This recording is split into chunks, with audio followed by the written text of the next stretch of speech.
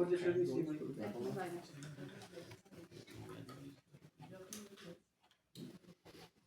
O texto hoje que eu escolhi para compartilhar com vocês é sobre quando a gente acha que muitas vezes tudo que acontece com a gente pode ser um karma de outras vidas, né? Mas nem sempre é assim.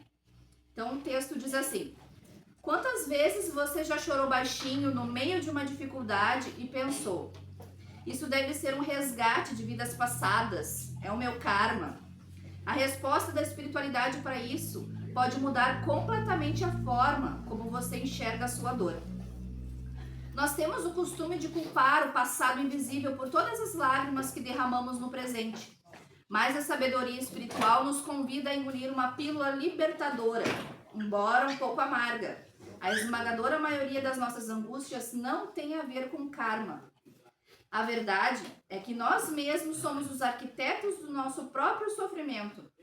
E a matéria-prima que usamos para construir essa dor chama-se expectativa. Para entender isso de forma clara, imagine o destino de duas mulheres diferentes. A espiritualidade traçou para ambas a exata mesma linha de experiência física, a impossibilidade de gerar filhos.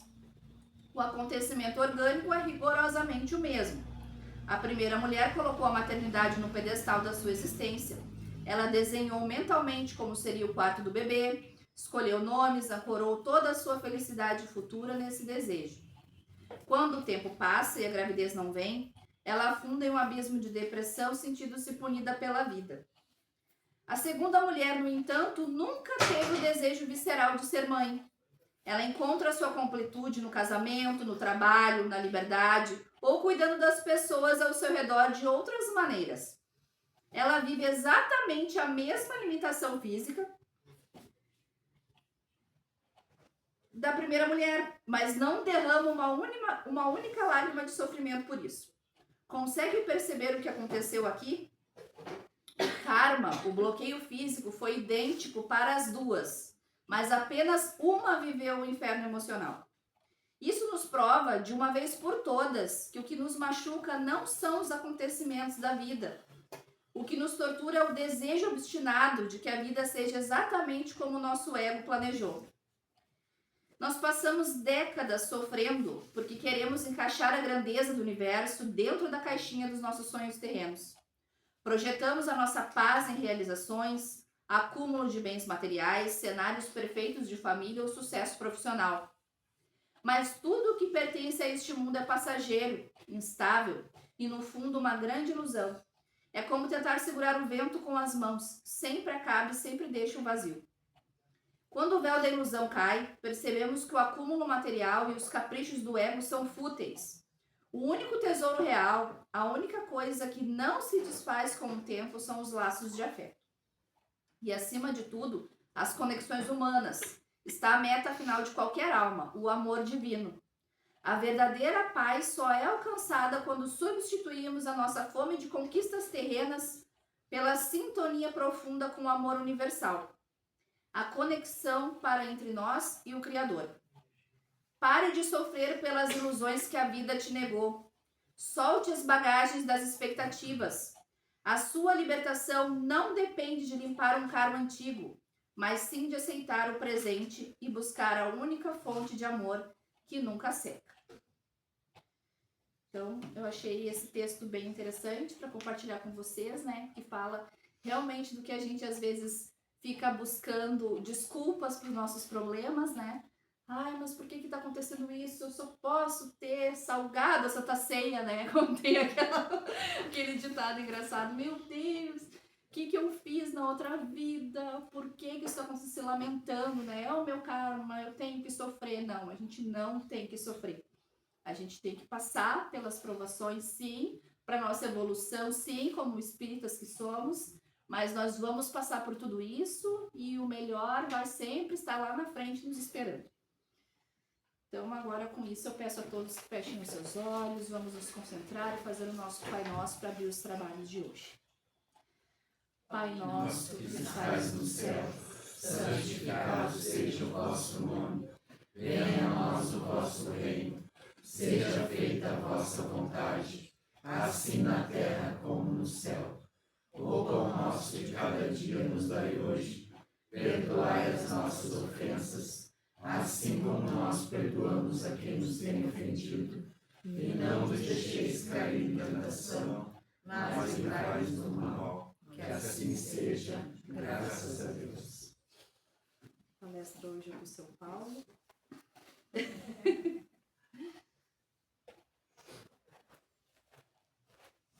Tem 10 minutos.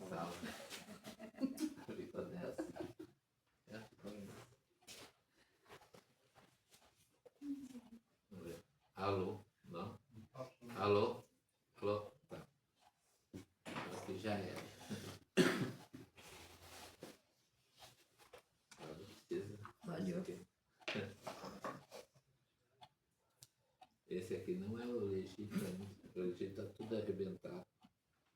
Mas que dá para quebrar o gato. Sede perfeitos. Caracteres da perfeição. Capítulo 17. Amai os vossos inimigos, fazei o bem para aqueles que vos odeiam, e orai por aqueles que vos perseguem e que vos caluniam. Porque se não amais aqueles que vos amam, que recompensa com isso tereis? O que os publicanos não fazem também? E se vós não saudardes senão vossos irmãos, que fazeis nisso mais que os outros? Os pagãos não fazem também? Sede, pois, vós outros perfeitos, como vosso Pai Celestial é perfeito. São Mateus capítulo 5, versículo 44, 46, 47 e 48. Uma vez, Deus possui a perfeição infinita em todas as coisas. Esta máxima: sede perfeito como vosso Pai Celestial é perfeito. Tomado ao pé da letra, pressuporia a possibilidade de se atingir a perfeição absoluta. Se fosse dar à criatura ser perfeita quanto o Criador, ela tornar-se-ia igual ao que é inadmissível. Mas os homens aos quais Jesus se dirigia não teriam compreendido essa nuance, que ele limitou a lhes apresentar no modelo. Ele lhes disse para se esforçarem por alcançá-lo. Eu vou dar uma explicada até aqui, senão fica muito chato ficar lendo. Então, esse texto, deixa eu marcar aqui até onde eu vi.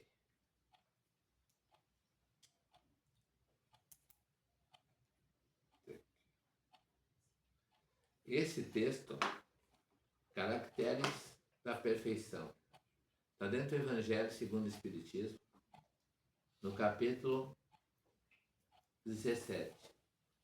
Então, esse aqui é o início do capítulo. Quem escreveu esse Evangelho, que foi Kardec, ele colocou todos os textos de Jesus, tudo em organização do primeiro, vamos supor, do que seria mais importante, da parte da criação, e veio crescendo. Então, esse capítulo 17 praticamente é na metade do livro.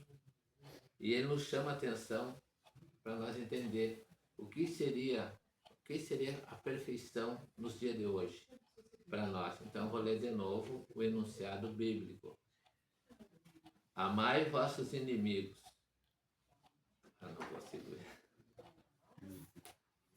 Amai vossos inimigos. Fazei o bem àqueles que vos odeiam e orai por aqueles que perseguem e que vos caluniam. Então veja bem o que está escrito aqui. Amai vossos inimigos é uma coisa. Amai os inimigos.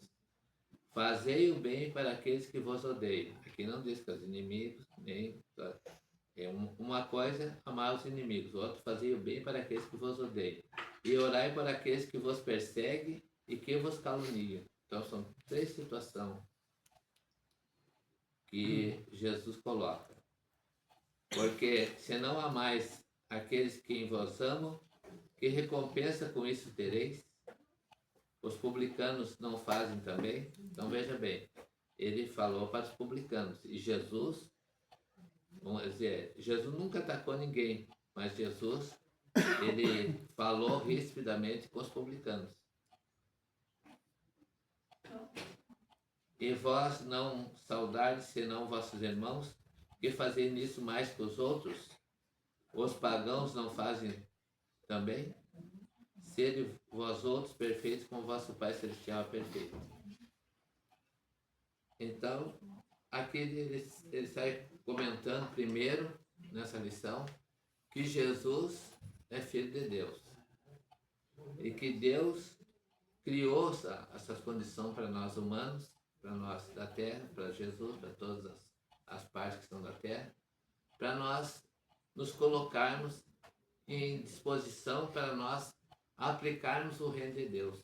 Para nós já era o tempo de Jesus, Jesus tinha que falar sobre o reino de Deus.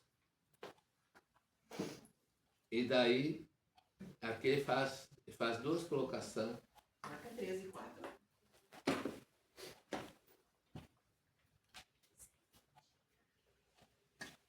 Ele fala sobre os publicanos, não fazem também. Depois chama os pagãos, não fazem também. Quer dizer, então aqui nós tínhamos dois modelos de seita daquela época, que eram os publicanos e os pagãos. Eram diferentes, que Jesus não gostava nem um pouco deles. Jesus atacava eles de uma maneira, a gente não pode dizer que Jesus atacou alguém, mas Jesus sempre censurava eles. E Jesus censurou eles de tal maneira que eles faziam uma coisa e Jesus dizia que estava errado, daquela maneira, que eles gostavam dos outros, que eles aceitavam a religião deles.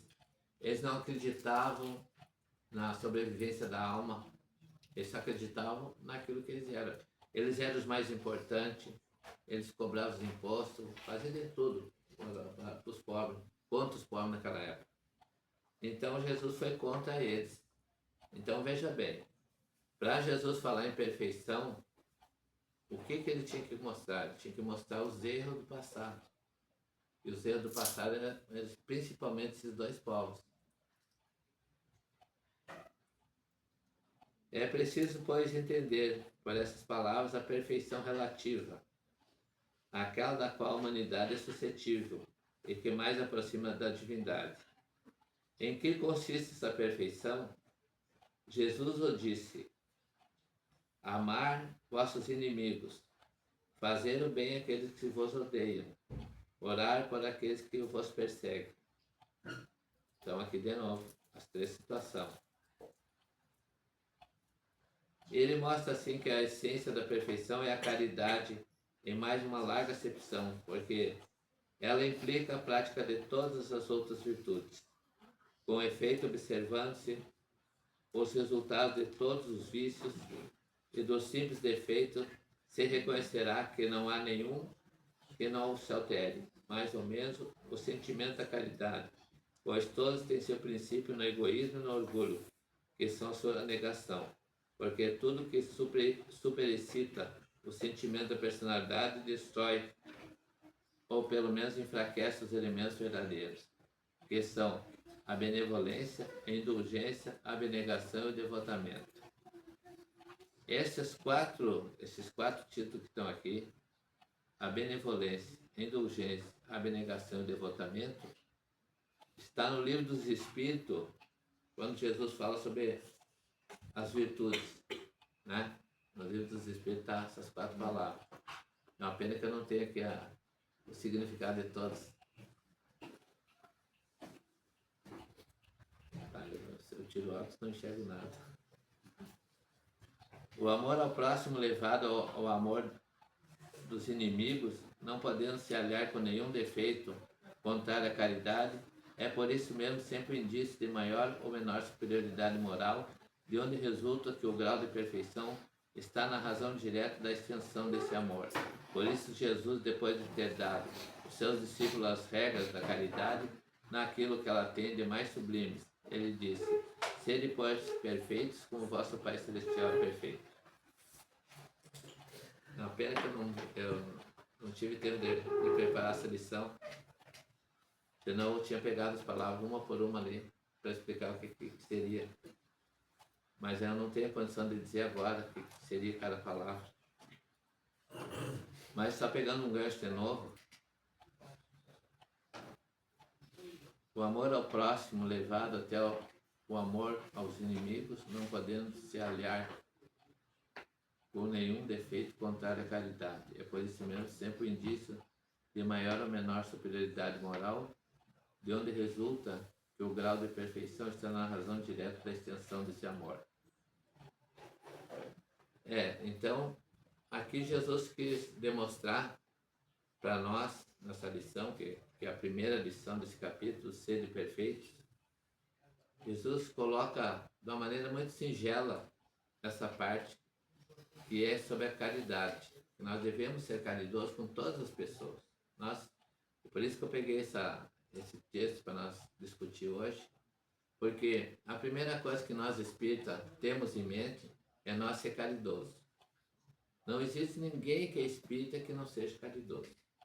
Então, se a pessoa quer ser espírita, a primeira coisa tem que aprender a ser caridoso. Com quem que nós vamos fazer caridade hoje? Quem que vocês achariam que seria que nós tivéssemos a primeira caridade para nós fazer?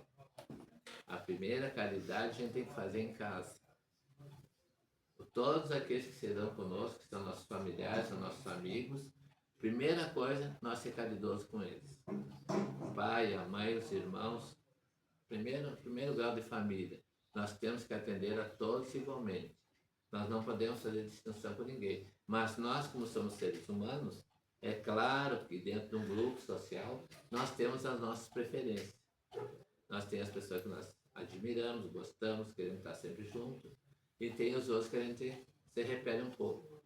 Mas é justamente esse que nós repelimos, nós temos que ter a obrigação de aceitá-los. Porque aqui fala caracteres da perfeição. Aqui fala que nós temos que nos corrigir em relação ao nosso próximo. Porque se a gente não ama o nosso próximo, isso para dizer próximo qualquer, mas que eu estou falando dentro da família. Em primeiro lugar, nós temos a nossa obrigação de amar nossos familiares. Então, vou repetir. Naquele que a gente não gosta muito, que a gente fica meio aos avessos com ele, esse a gente tem que tomar todo cuidado. A gente tem que estudar ele, estudar tudo que ele faz.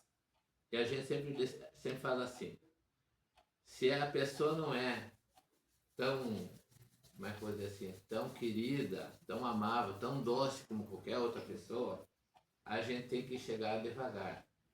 A gente não pode tratar todos da mesma maneira. Porque um irmão que é querido conosco, que nos quer bem, aquele você sabe, qualquer jeito que tu chegar nele, também chegar, né? Mas aquele que tem uma certa dificuldade, nós não podemos chegar toda do mesmo jeito. Nós temos que tomar cuidado, porque aquele diferente é que é o problema para nós. E nós não temos adaptação com ele, não sabemos como é que ele é, não sabemos como é que vamos agradar.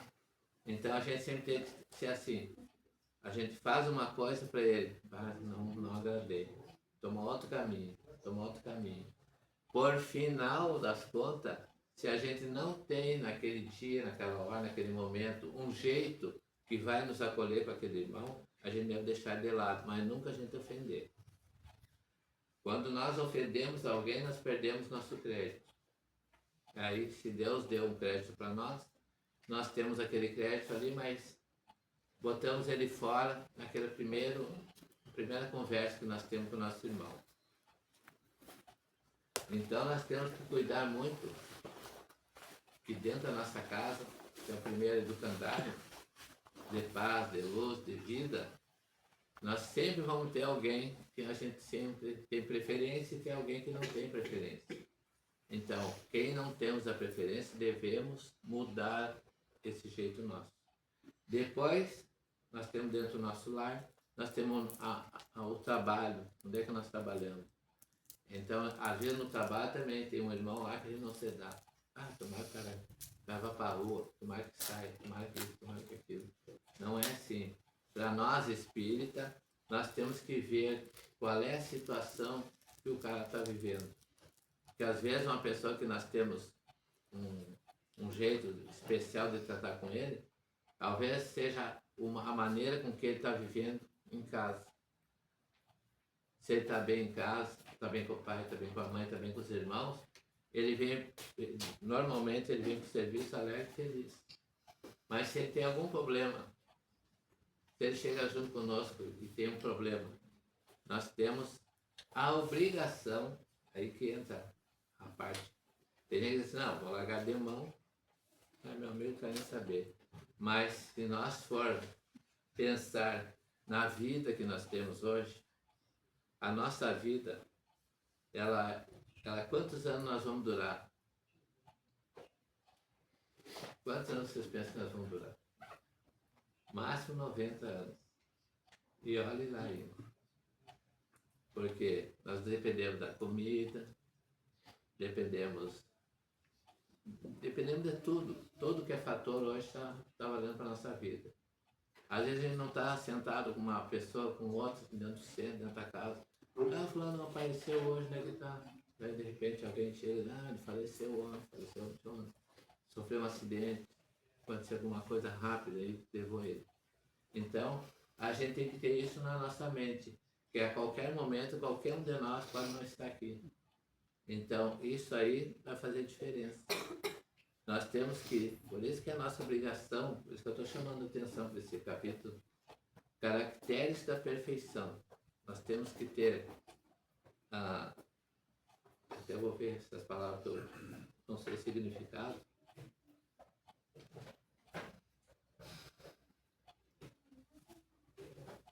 Os elementos da verdadeira caridade que são a benevolência, a indulgência, a abnegação e o devotamento.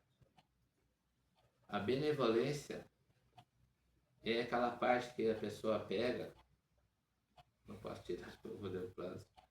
A benevolência é aquela parte que a pessoa é doce, é agradável, é compreensiva, é alegre, é benevolente. A indulgência é outro tipo de pessoa, é a pessoa que dá perdão, indulgente, dá o perdão para nós.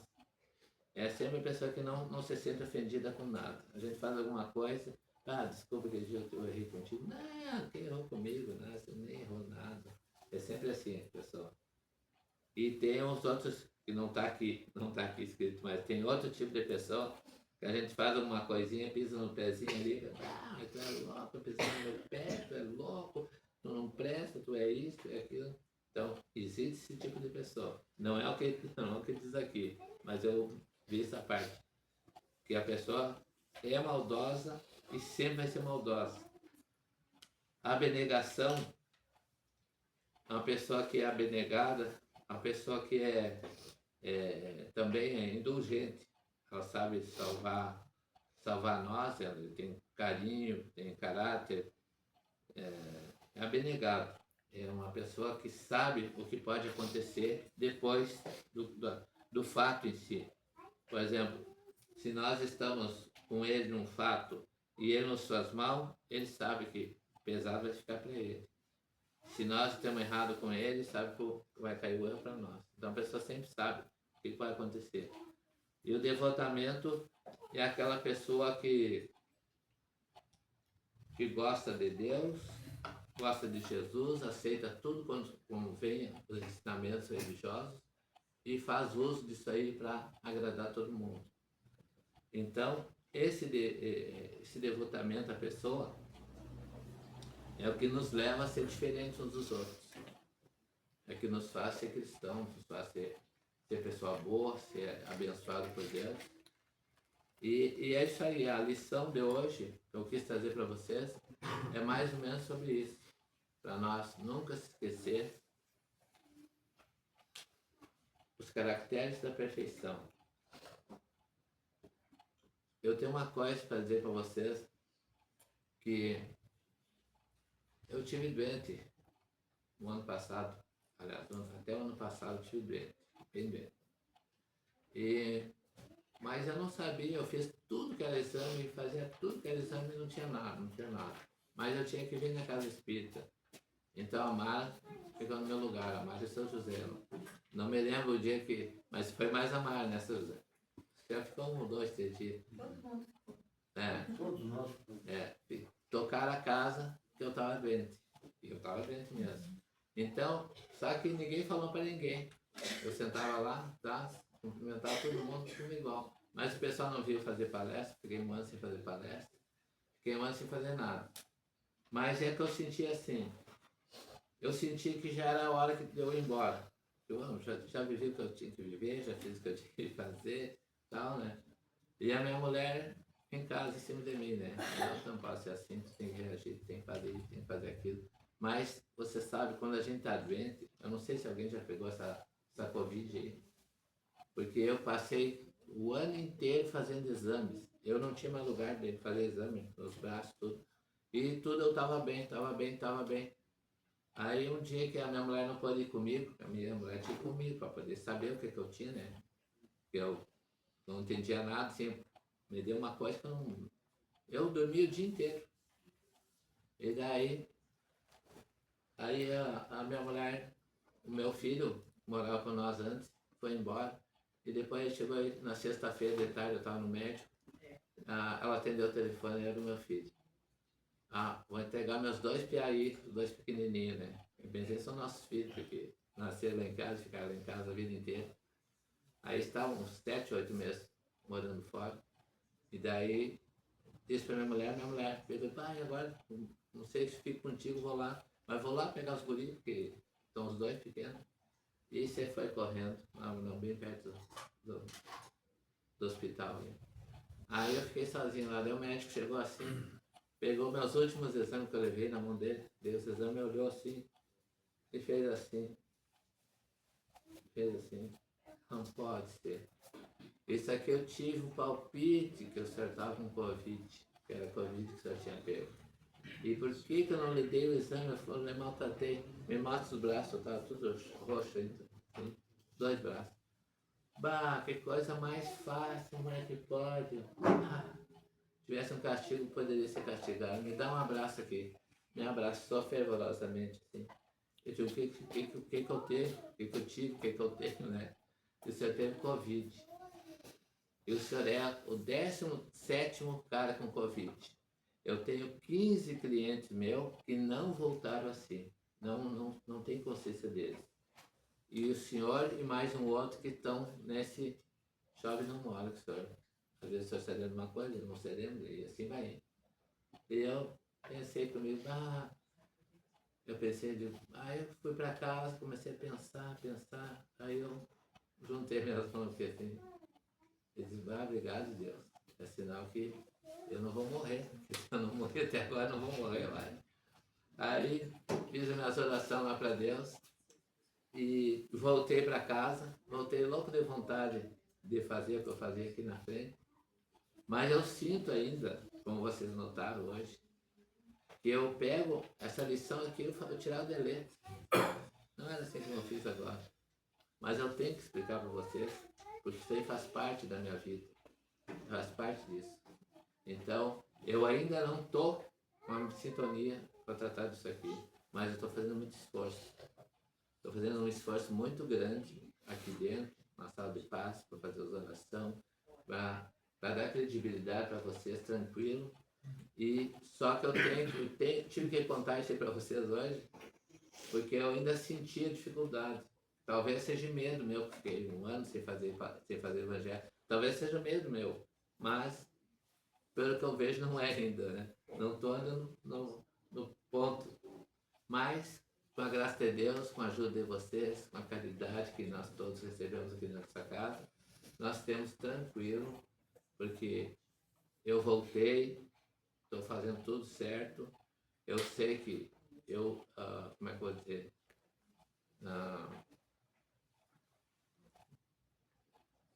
Olha, viu? Está me faltando a palavra.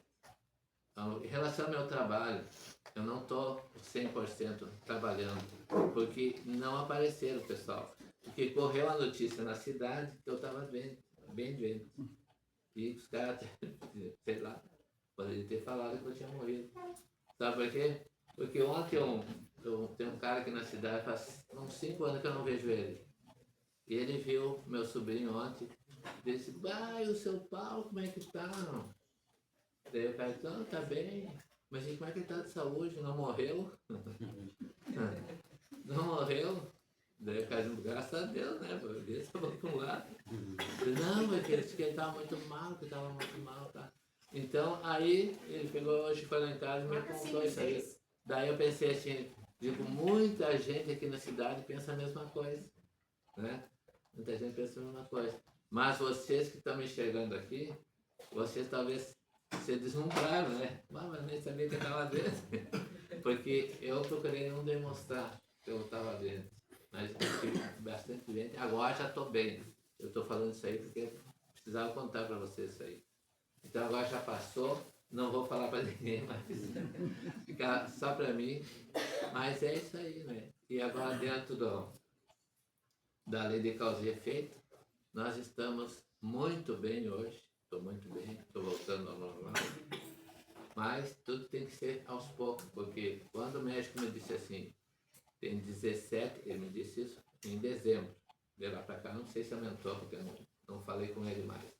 Ele disse assim, eu tenho 17 caras doentes. Você é o segundo cara que me disse que está bem. Eu estou vendo que tu está bem. É algumas coisas, mas tu está bem. Eu tenho 17 caras, tem 3 caras, 3 caras, mais velhos que você, 1 ou 2, que na semana passada saíram pelados de casa. Foi com vergonha, foi alguma coisa? Qual doença? Nunca mais voltaram a ser o que eles eram. Eu digo, então, ó, mais mãozinha de novo aqui, né? Eu, graças a Deus, não estou nessa turma aí. Então, peço para vocês que me desculpem, que eu não tive repertório para aplicar aqui, mas devagarzinho estou voltando, tá? Então, para ficar bem resolvida a coisa. Senão vocês vêm aqui, a Mara me elogia, fulano me elogia, outro me elogia. Não, mas nós nunca vimos isso aí no homem. É? Então é isso aí. Mas graças a Deus, nós já estamos bem agora, tá?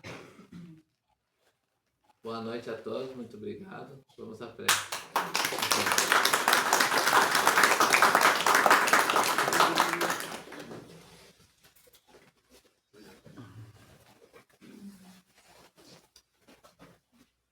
Bondoso Deus, amado Jesus, Dr. Bezerra de Menezes, nosso patrono espiritual, nós queremos, nessa noite, que estava até agora chovendo, nós queremos lhe agradecer por todo o seu carinho, por todo o seu amor, por toda a sua dedicação para conosco, por nos trazer até essa casa, por eu ter feito essa palestra hoje, dentro dos meus limites, dentro das minhas situações, mas que eu pude refletir com os nossos irmãos sobre a minha situação.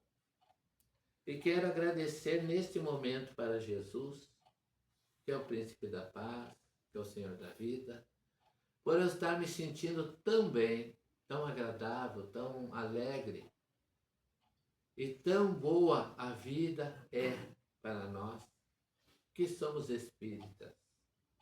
Porque dentro também dos nossos limites, dentro da nossa doença, dentro da nossa pequenez, o Senhor nos colocou, o Senhor nos guardou, o Senhor nos eleva, o Senhor sabe tudo que se passou na nossa vida e está nos dando aquela alegria, aquele significado da vida tão importante para nós. Então nós te agradecemos. Nós gostaríamos de agradecer imensamente esse Pai de amor, de bondade, pela luz com que Ele nos trouxe até aqui, pela paz com que nós passamos nossos irmãos e pela bondade de Deus em receber nós no aconchego de uma casa espírita. Nós somos realmente pessoas maravilhosas, pessoas dedicadas, pessoas que querem melhorar a si e melhorar os outros. E quando nós ficamos sabendo que algum irmão nosso não está bem, nós sabemos como reagir. E essa reação que houve nessa casa, eu agradeço a Deus, a Jesus, aos nossos mensageiros, por tudo que nos deram nessa noite e por tudo que ainda vão nos dar. Vamos orar pelas pessoas que estão nominadas lá na frente, que estão representadas por água, que ao melhorar essa água, possam receber o bálsamo curador e protetor nas suas casas e melhorar também a sua situação de vida. Ganhar a força, a bênção e a paz, a luz e a caridade de Bezerra de Menezes e demais benfeitores espirituais que estão aqui nesse momento. A nossa alegria, a nossa satisfação, o nosso bem-estar é que eleva a nossa situação para Deus, para demonstrar como nós nos encontramos hoje, com o coração alegre, feliz, contente, com a alegria de sempre e com o dever cumprido, porque cada noite de trabalho é uma alegria para nós virmos até aqui e sermos a pessoa tão agradável que o Senhor demonstra através dos conhecimentos espirituais, através da harmonia, da alegria e da paz. Então, Deus, nós te agradecemos e pedimos que o Senhor fique conosco ainda, porque ainda tem os trabalhos de passe e de marca a ser realizados nessa casa.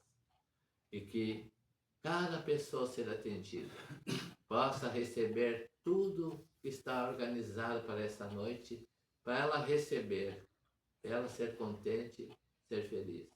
Que assim seja, graças a Deus.